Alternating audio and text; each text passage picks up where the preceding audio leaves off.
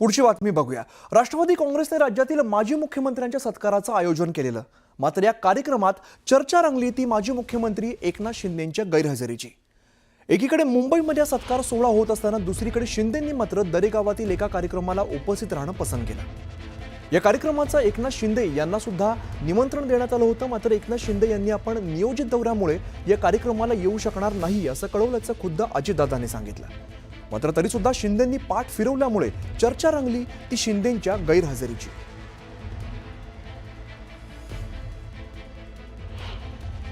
तुम्ही देवेंद्रजींना तसंच आमच्या राणे साहेबांना, आमच्या अशोकरावांना मी मनापासून धन्यवाद देतो, मनापासून आभार मानतो। परंतु एकनाथरावजींना मी भेटल्यावर सांगणार आहे, एकनाथरावजी आता तुम्हाला येता येत नसेल तर प्रतिनिधी पाठवू नका, नाही आलं तरी चालेल पण तू प्रतिनिधी पाठवू नका।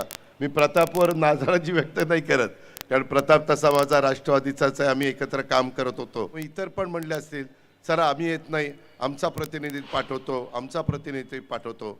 शेवटी त्या वेळेस राहिलेल्या राज्याच्या मुख्यमंत्र्यांचा म्हणजे महाराष्ट्रातल्या 13 कोटी जनतेचा तो सत्कार आहे आणि त्याच्यामुळे तो असणाऱ्यांनी स्वीकारला तर त्याला एक वेगळं आगळं महत्त्व आहे।